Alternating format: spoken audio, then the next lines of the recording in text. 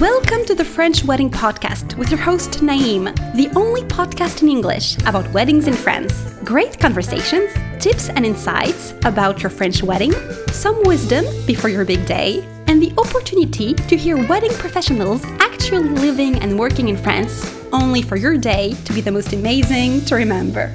Hello everyone and welcome to the French Wedding Podcast. Greetings from France. This is the place where we're recording this show.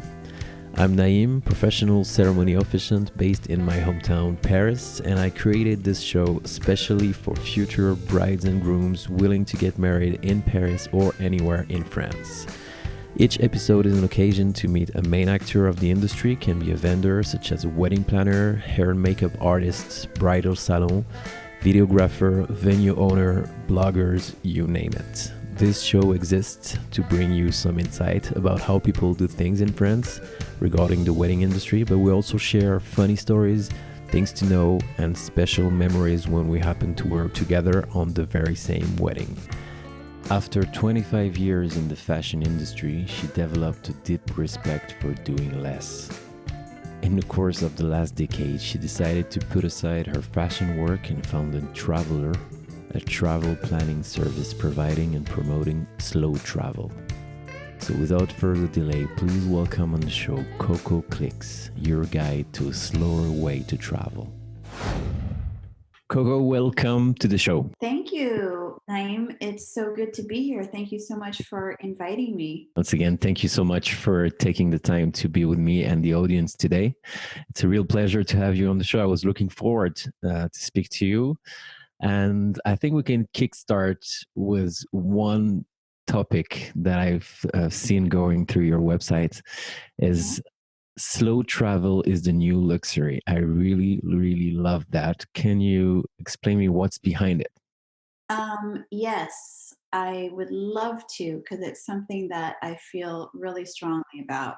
Well, first, yes, slow is a new luxury. That's one of my taglines.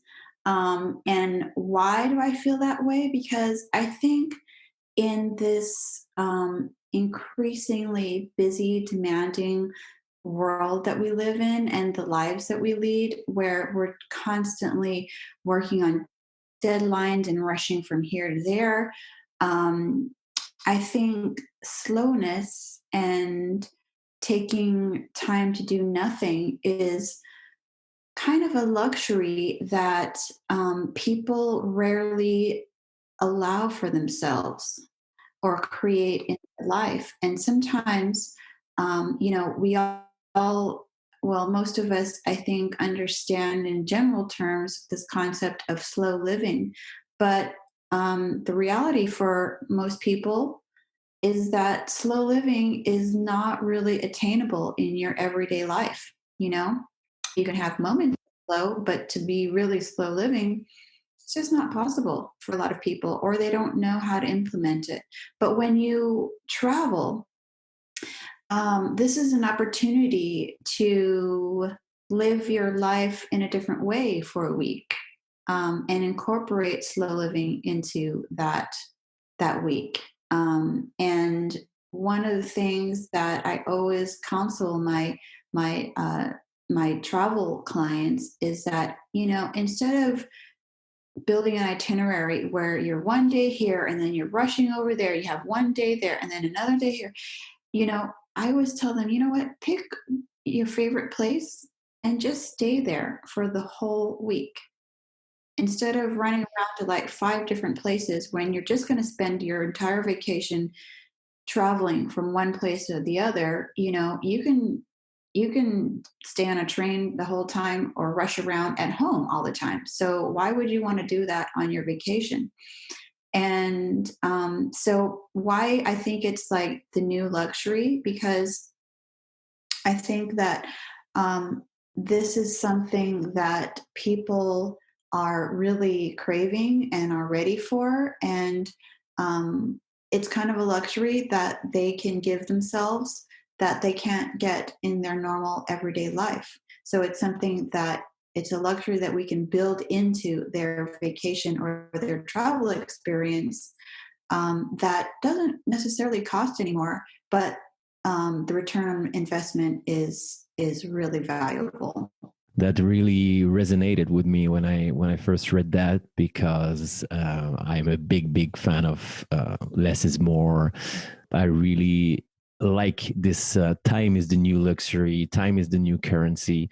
After all, reducing all the rush and all the stress in our everyday life, you end up realizing that time is the most important thing. Yes. And I think intentional slowing down is the antidote for the stress of modern life. But it's, as our life gets more and more modern and more busy, it's increasingly difficult to bring the slowness into your everyday life. So slow travel sometimes is the only way that people can experience slow living. You're the founder of Travellur, your company, a boutique travel service. You provide slow travel group tours and custom travel planning. What's behind that? Well, so I want to bring my slow travel paradigm to people's vacations and also their group tours.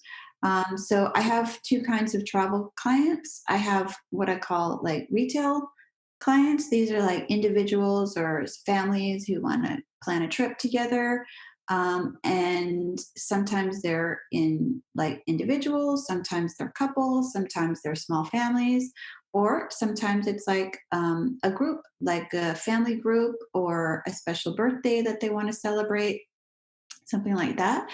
And then I also organize tours, retreats, and workshops for businesses or brands. So it could be like a magazine, or it could be maybe a photographer who wants to do a photography retreat, or a painter who wants to do a painting retreat, or maybe even a magazine who wants to do like a lifestyle tour.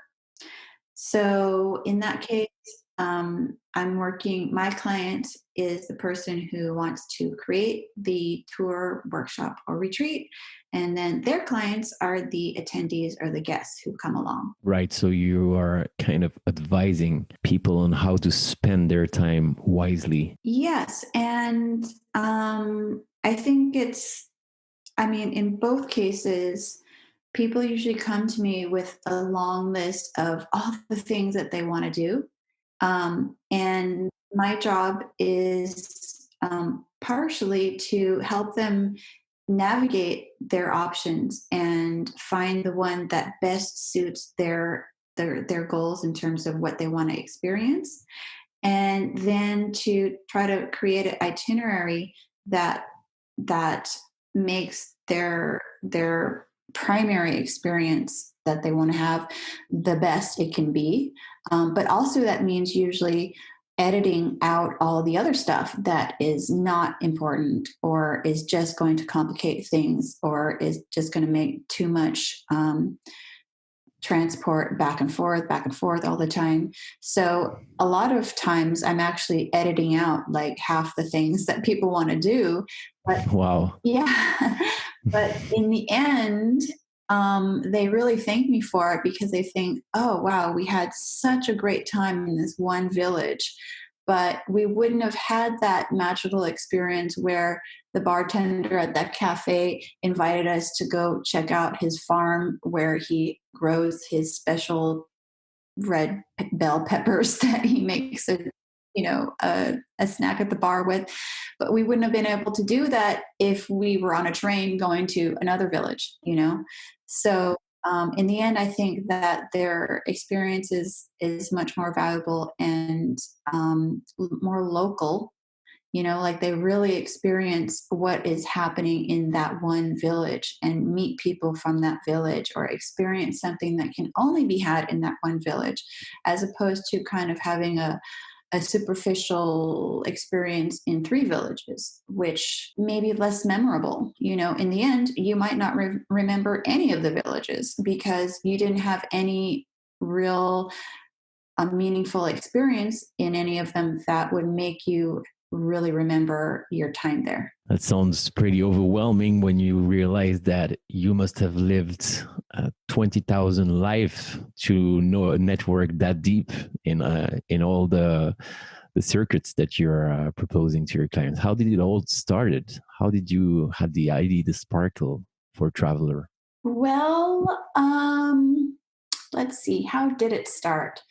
In a previous life, I was a fashion designer. For Right. 25 years, I worked in fashion. And at the last few years of that, I worked in a consultant freelance basis because I was really missing a work life balance. And I had worked really hard for like 15 years, 20 years, and I realized that I had missed out on a lot of my life and my travel, which is so important to me. And so I went freelance in order to try to recapture some of that life work balance. And I started organizing trips in the summer to the south of France with my friends and family, where we would rent a big villa and stay there for a week or two and just hang out and really do as much nothing as possible.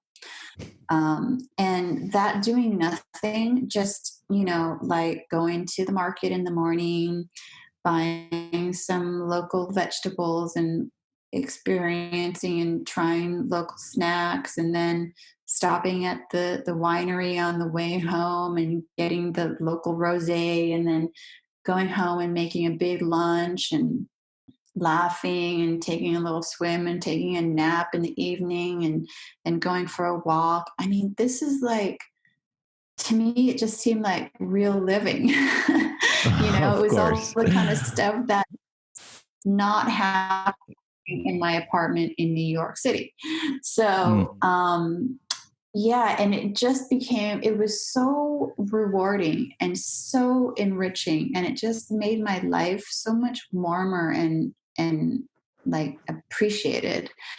And I got such great feedback from my friends and family, and each year the villa would get bigger, more people would come, we would stay for longer, like, until it would got to be like 2 or 3 villas, and we would stay for Oh like my 5 God. weeks, and people were coming and going, and people started asking me, hey, can you organize this same thing for me and my family next summer? And I would say, I would love to. And I truly did love to, because I Wow. just have such a good feeling in my heart when I know that I'm bringing these experiences to people that enrich their life and make their life more satisfying. And soon I realized, hey, you know what? I'm getting so much more reward and return doing this than I am doing fashion. After so many years in fashion, I was kind of getting tired of, so much work and uh, kind of manipulation about selling a new dress, that was in the next and disposable and forgotten about. And it was all about the next dress, and it wasn't rewarding me the way that it was. When I first started fashion, the business was very different. And by the time I ended, the industry was going in a direction that seemed really unfulfilling to me.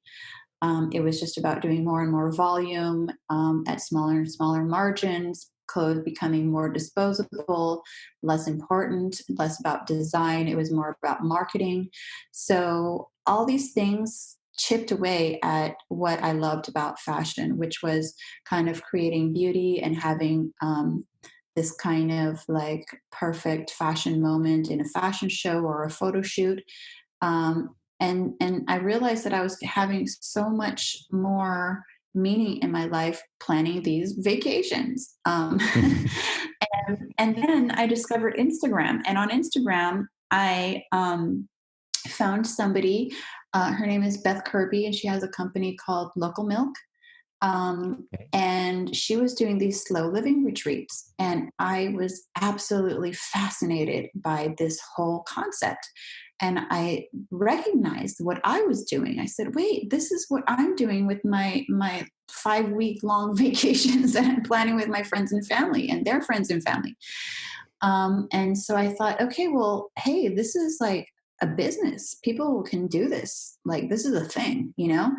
And so I thought, okay, well, why don't I try this? And that's where I got this concept for Travellur, that I was going to organize these slow living or creative based retreats for people. Um, Hmm. and I'm lucky to have a lot of creative, really inspiring artists in my life, in my professional and personal relationships. And I thought, okay, well, this is a great way to start, to work with these people who have a strong following and have something to offer. And, it's a great chance for me to work with my friends and do something that develops their business, and also make a business out of it for myself. And so I started doing these retreats with people who were either wellness experts or artists, or they had something to give, something that people wanted to learn. And so that's how I started. Um, and I also, from the start, did like personal vacation planning as well, because what happens is that all the attendees who come on a tour or workshop or retreat, obviously, to some degree, they are into what I'm doing, which is slow travel, or like enriched travel, and they are interested in having those kind of trips themselves. So they kind of became like the retail travel clientele for me as well. And sort of early on in Traveller's life, I was really, really lucky to connect with some influential people in the wedding world, which I really didn't have much of a grasp on. I mean, I had a little insight into it through fashion, because obviously there's the bridal industry, like bridal dresses and stuff, but it wasn't really a market that I knew much about. Um, but when I started working with um, this kind of wedding and lifestyle magazine and some really talented uh, creative influencers in the wedding world, I realized quickly that, wow, there's this whole world, this whole industry, this whole level of creative excellence that is really in line with what I'm into. And um, I noticed that the same people that I loved working with in fashion world were all working in wedding world. So like the designers, the makeup artists, the photographers, the kind of set designers, or, creative Right. directors that I worked with in fashion were all working in wedding world. And it was great. I just fit right in because I spoke that language. I understood the kind of things that are important to those people about look and, mood and lighting and colors and all this kind of stuff Right. that was always discussion on the table in fashion world. But what I found, the most important thing, is that all these great creative people in wedding world were so much happier because they were getting paid. They were eating. Hmm. Whereas in Yeah. fashion world, they are not getting paid and they are not eating. Right. So it just seemed like a perfect fit. And I think that my colleagues felt the same about me. Like they they saw that I had the same kind of creative and Vision. aesthetic values as they did. So there was an immediate connection and trust happening there. Like when we had to spend a lot of time, a lot of money or resources just getting the look of the place the right way. I didn't bat an eye at Hmm. that. I totally understood that. You know what I mean? Whereas maybe Of another course. travel partner would not understand. The importance of all these details in the end results. And what year was that? What year did you realize that industry was related to yours? I guess that must have been like 2006, 2007, maybe. I think 2006. Yeah, late 2006. As I started working more with these people, like I said, I was really lucky to start working with top influencers at the beginning. And when you work with great people at the start, then other great people are attracted to you and they see, oh, you worked with so and so. Oh, what did you do with them? And then they see, oh, actually, you're doing something that I need too. So it kind of just happened word of mouth from there, and more I kept getting attracted to and sort of adopted into the wedding world. And so now I would say that, it's at least 60% of my business is wedding related. What do you propose exactly for destination wedding clients willing to work to get married? Sorry, in France. Well, there's a couple different services that I offer that could be interesting to couples looking to marry in France or in other parts of Europe. First, I think, is the venue search that I do. So that's when I help the bridal couple or sometimes even their wedding planner find the perfect venue in France or Italy or a Mediterranean island that they want. Another thing that I do is vendor referral. Um, and sometimes, the client already has a wedding planner and they're all from San Diego, so they don't have a complete um, list of vendors or venues that that they need in France. Or sometimes I'm just helping with logistics and finding the right thing and getting it to the right place, because maybe they're working with they want to get married in France and they're working with a French wedding planner, but that wedding planner doesn't know where to get some specific thing. Maybe they want antique furniture, or they want something really specialty. And so I find it and I make sure that it gets to where it needs to be at the right time. And then another thing that I do, which I think is unique, and anybody listening out there who knows somebody else who's doing this, contact me and let me know, because I'd be very interested. Is, and so I'm inventing a name, which is guest travel packages. And these guest travel packages are specifically designed for destination weddings. Because what I noticed is that there was this kind of gap, a need that needed to be filled for the guests of the wedding who are traveling to attend the wedding, because the wedding planner obviously has her hands full organizing and planning and coordinating the wedding, and the bride has, well, she's probably got her five hands full of living her life, getting herself together, you know, doing dress fittings and hair tests and tastings and everything, Mhm. but there's nobody really assigned to taking care of the guests. And brides may be surprised to learn that this is not the job of the wedding planner.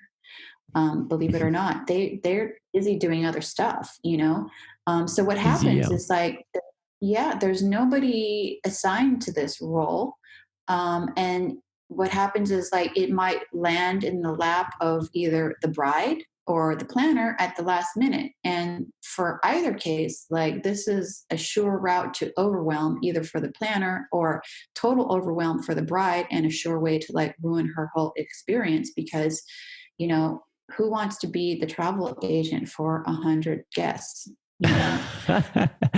That's really true. It really makes sense to me. Right? I mean, 100%. it's, you know, something that maybe they're not thinking about in advance, but the reality is that there is this need. Somebody's got to do it. So I have figured out a way to do travel planning for these guests that Hmm. costs the bride nothing and it costs the planner nothing. I take care of everything, and the guests have a better experience. The bride has a better overall experience because she's not trying to handle it herself. And the planner does a much better job at planning the wedding because she knows that somebody else is taking care of all this stuff and that she's not going to get 25 phone calls the day of, I can't find parking, or my cell phone's not working, or nobody picked us up, or I'm lost, you know. Of So, course. you know, there's somebody else handling all of that. So the guest travel package is typically includes transport from the airport or train station or whatever, to the accommodation, transport to and from the venue the day of the event. And usually there's maybe one group activity, maybe a wine tasting or a boat day or a tour on a barge on the canal or something like this. And then maybe like a dinner, a group dinner. And what is included in the guest travel package is something that I discuss with the bride. And the bride can tell me, okay, I really want to have you know, a theme to these activities, like, or my people love wine. We want it to be all about wine, you know, or, you know, my people are really into food and we want to have a cooking class, or Hmm. my family is really into food, but my husband's family is really into wine. So they want to do a wine tasting. My people want to do a cooking class, but everybody wants to have a group dinner together or something like that.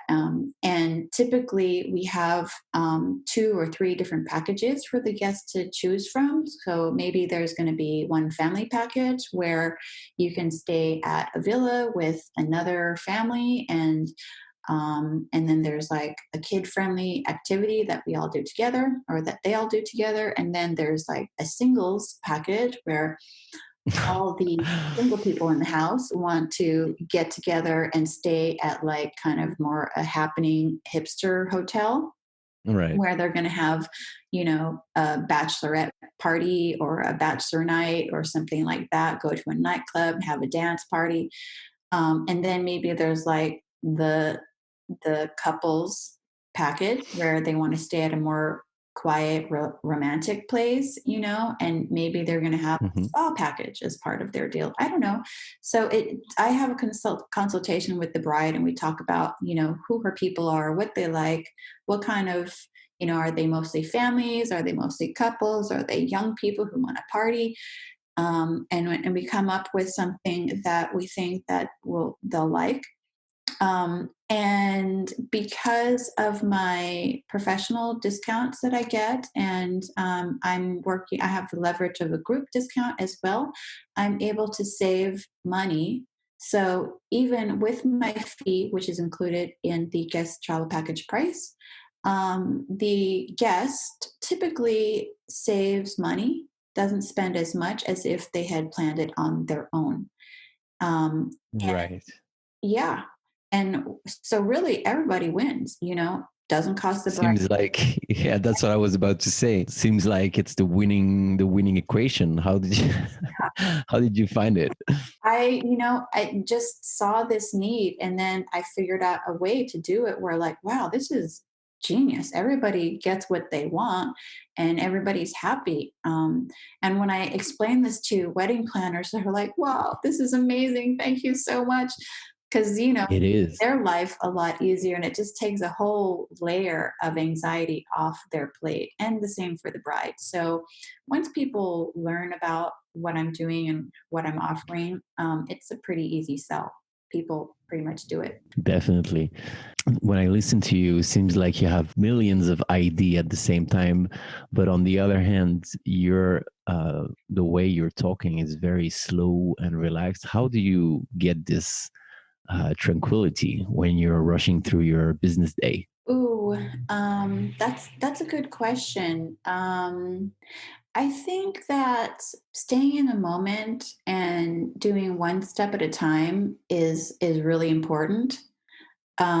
Because I do a better job when I'm just doing what I'm doing in that moment and not worrying about all the other things I have to do. And that's kind of a paradigm that I can apply to my travel planning as well, and how I want to plan a vacation for somebody. Because if they're worrying about catching the train that they need to get in the afternoon so they can make it to the next town in order to check off their 15-point checklist of all the things that they do on their list, then they're not enjoying the crepe that they're eating right now at this table. They're like 100%. stuffing their face with the crepe because they don't want to miss the train. Yes. But You forget the now. yeah, but if there's no train to catch, then they can really enjoy that crepe. you know? True. It's really, really nice and makes a lot of sense to go back, especially like you said at the start of our conversation, go back to the present moment in these troubled times is sometimes difficult. Yeah. Yeah. And sometimes, we just need to like set up our environment to allow that to happen. And it's not going to happen when you're rushing around. 100%. And do you have plans or projects that you want to talk about today? Yes, I do actually. I am so excited about this big project that I've been working on this summer, which is my Provence venue guide.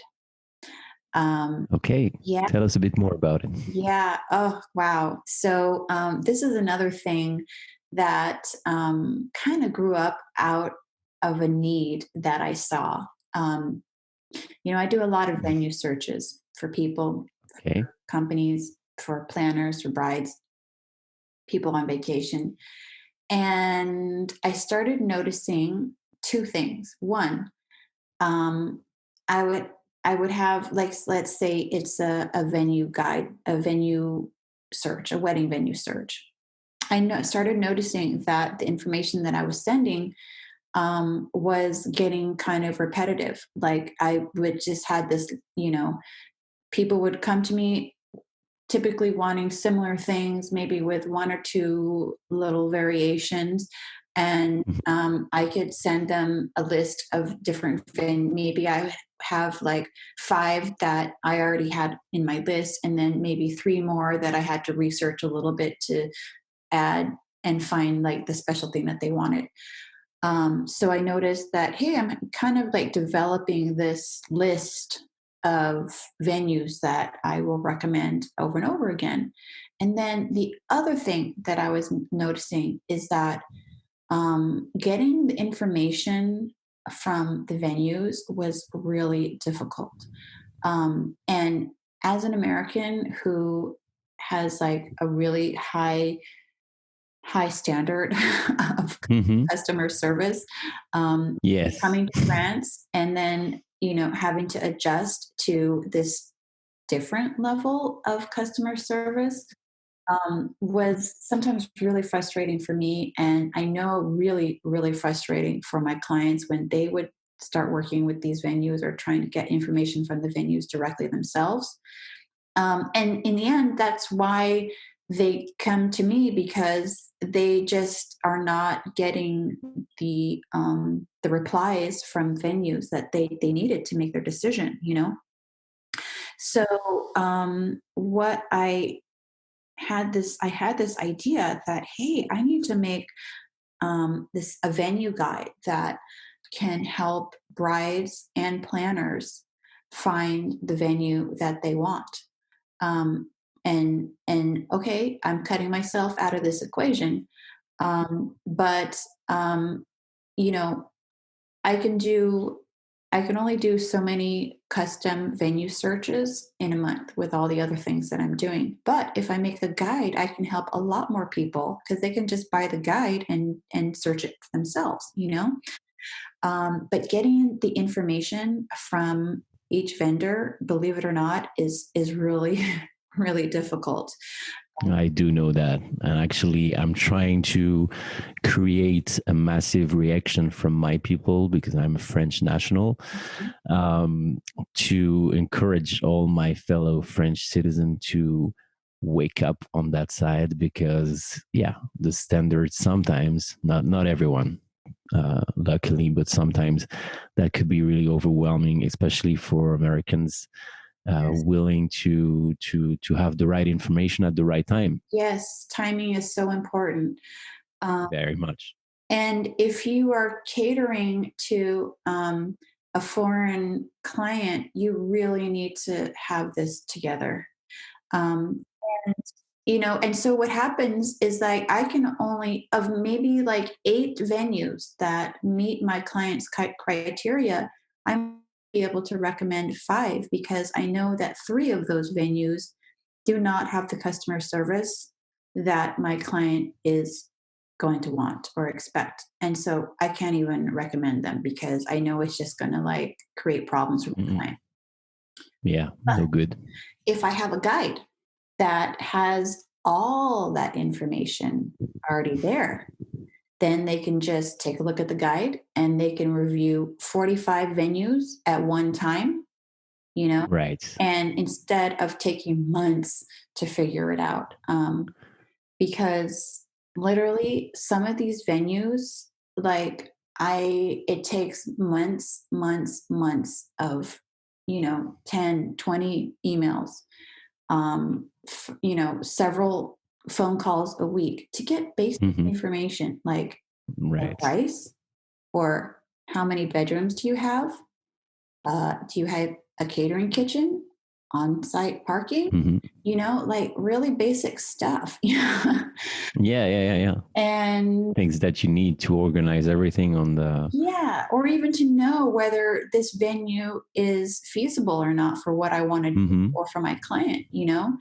Um, and a lot of venues, and this is good for the venues too, because, a lot of venues took so long to get back to me that, maybe 3 months later, they're like, oh, yeah, we've got 3 bedrooms. I'm like, that client is already married and done. Yeah, of course. Thanks. That ship has sailed. Yeah, So exactly. it also helps the venues because if they're listed in this guide and the client has all the information, they're able to make a decision about, oh, okay, I want to pursue this venue because they've got that pétanque court that I need, or they've got the 50 parking spaces that I want, or they have the nomad tent that I envision. Uh, But if that venue takes 3 months to get back to them saying, yeah, we got that tent, they're not going to get that business because that customer has already made a decision months ago. Seems like when I listen to you, I once again realized that you are some kind of time manager because at the end of the day, seems like all you're providing is time to your client, which is the most important thing. Which is a luxury. It is, yeah. It goes back to our to your motto: "Slow travel is the new luxury." It really makes sense. And this guide, we can find it already online. Um, it will be. By the time you Will be you broadcast this podcast, it will be. I'm just perfect. finishing touches on it now. And yeah, in terms of you're right about time saving, it's a massive time saver, especially if you're a planner. And you're gonna have to be looking at a database of 30, 40 venues in one season for your, you know, maybe 5 or 10 weddings that you're doing every year. Hmm. It's going to save you so much time because I'm kind of guesstimating that each listing that I have, and there's 45 in this venue guide, each listing takes me about 12 hours of research to complete. Okay.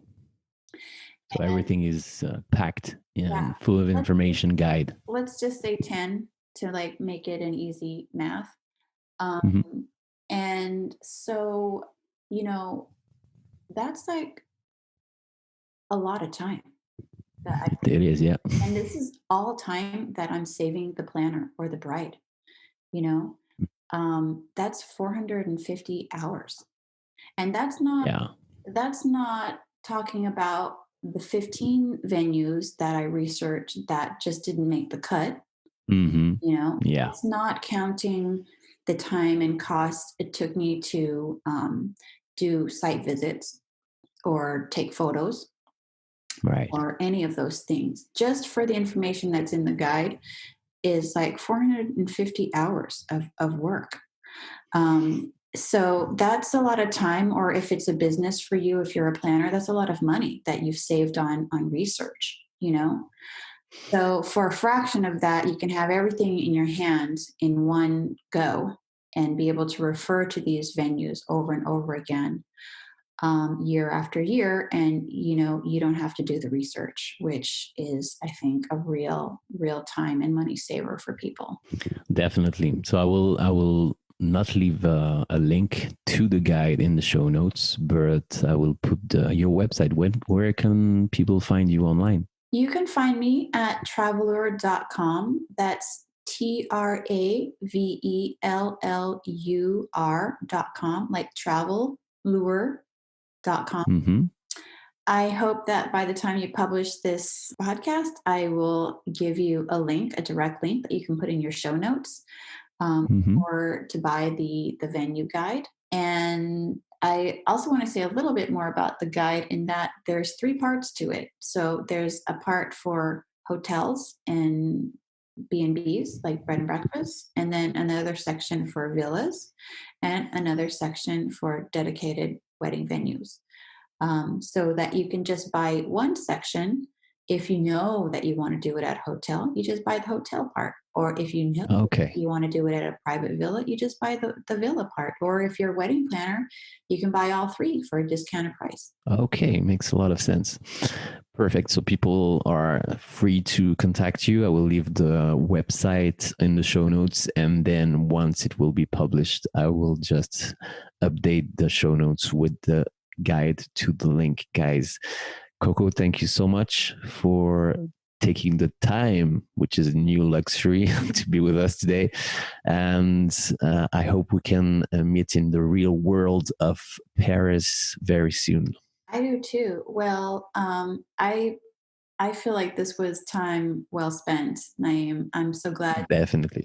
be here and have an opportunity to talk about things that I'm passionate about, and share with your listeners how I think that I can make their wedding in France easier and slower. Great words to end on. Thank you so much again. Thanks, Naeem. Have a great day. Hey guys, thanks again for listening to the show today. You can find more information on our guests in the show notes, as well as my contact and my website. If you have any questions regarding your French wedding, I'm happy to help.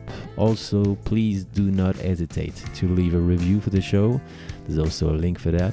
That will literally take 1 minute of your precious time and will mean the world to me.